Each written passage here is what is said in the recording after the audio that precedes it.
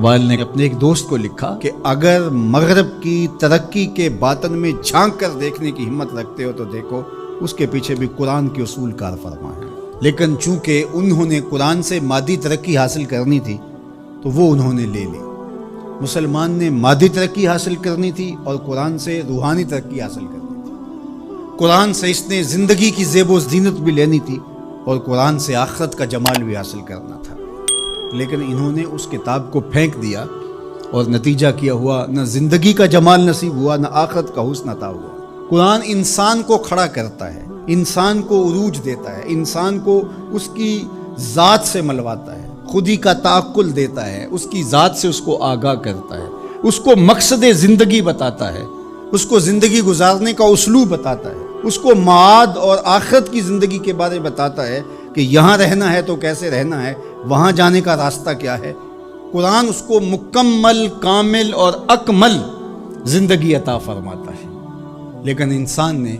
قرآن سے زندگی تلاش ہی نہیں کی اور اس سے زندگی حاصل ہی نہیں کی۔ اللہ اکبر، حامل قرآن و بے ذوق طلب، اقبال کا ذرا لہجہ دے، حامل قرآن و بے ذوق طلب،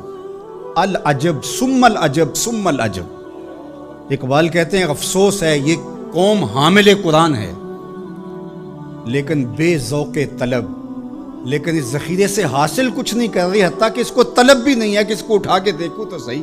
یہ جو خزانہ پڑا اس میں میرے لیے کیا ہے۔ کہا عجیب بات ہے، بھوکا بھی ہو، پیاس سے تڑپ بھی رہا ہو اور اس کے پاس میٹھا چشمہ بھی بہ رہا ہو، لیکن وہ ادھر رخ نہ کرے اور گندے نالے پر بیٹھ کر چلو بھر بھر کے پی رہا ہو، تو اب یہ بیمار ہوتا ہے اور ڈاکٹر سے کہتا ہے میں بیمار کیسے ہو گیا۔ اقبال کہتا ہے افسوس یہ ہے چشمہ شیریں قرآن کی شکل میں موجود ہے لیکن یہ پتہ نہیں زندگی کا جمال کہاں ڈھونڈ رہا ہے، تو یہ اس کا ذوق طلب نہ ہونے کی وجہ سے ہے، اور ذوق طلب جس کا ہوگا وہ ضرور اس سے کچھ حاصل کر لے گا اور اپنی ضرورت کے مطابق حاصل کر لے گا، اور اس نے بھی تو اپنی ضرورت کے مطابق جو حاصل کرنا چاہا وہ کر ہی لیا۔ جو اس کی طلب تھی قرآن سے اس نے وہ لے ہی لی، لیکن اگر قرآن سے زندگی کا اسلوب سیکھنا چاہتا تو اقبال کہتے ہیں کہ وہ زندگی کا اسلوب اور زندگی کا جمال اور زندگی کا حسن انسان کو دیتا ہے۔ قرآن یقین کا نور دیتا ہے، اور ہمارا بہت بڑا مرض ضعف الاعتقادی ہے۔ ضعف الاعتقادی قوموں کو کبھی بھی نہیں اٹھنے دیتی، اور دوسرا ان کے نظریات کے اندر یکسوئی پیدا نہیں ہو سکتی، چونکہ وہ جن لوگوں کے زیر اثر ہوں گے ان لوگوں کے نظریات کے حامل ہوں گے اور وہ قوم ہی نہیں بن سکیں گے۔ اور نتیجہ کیا کہ ایک علاقے کا اسلام دوسرے علاقے کے اسلام سے نہیں ملتا، ایک پیر خانے کا اسلام دوسرے پیر خانے کے اسلام سے نہیں جڑا ہوا، ایک تنظیم کا اسلام دوسری تنظیم کے اسلام سے نہیں جڑا ہوا۔ تو یہ سارے اسلام سینکڑوں ہزاروں کی شکل کے اندر جو نشو و نما پا رہے ہیں، تو یہ جتنے مرضی اوپر چلے جائیں نتیجہ خیز نہیں ہوں گے۔ نتیجہ خیز تب ہوں گے جب ماخذ ایک ہوگا، وہ قرآن مجید ہوگا۔ تو قرآن مجید سے جڑنا، قرآن مجید سے وابستہ ہونا، دل بستگی تعلق کے خاطر آپ کو وحدت فکر کی ضمانت فراہم کرتا ہے، اور وحدت فکر وحدت امت کا ذریعہ بنتا ہے، اور وحدت امت ہی پھر غلبہ امت کی ضمانت بنتا ہے۔ اس لیے اس امت کو قرآن پہ ہی آنا پڑے گا، اس کے علاوہ اس امت کے دردوں کا کوئی مداوا نہیں ہے اور دکھوں کا کوئی چارہ نہیں ہے۔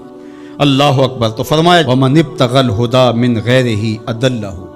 اور جس نے قرآن سے ہٹ کر کسی اور جگہ سے ہدایت تلاش کی اللہ اسے گمراہ کر کے رکھ دے گا۔ قرآن سے روشنی لے، إِنَّ هَذَا الْقُرْآنَ يَهْدِي لِلَّتِي هِيَ أَقْوَمُ، یہ قرآن ہے جو وہ راستہ دکھاتا ہے جو بالکل سیدھی ہے۔ تو جس نے قرآن سے ہٹ کر کسی اور جگہ سے راستہ تلاش کیا تو اللہ کے محبوب فرماتے ہیں کہ اللہ اس کو گمراہ کر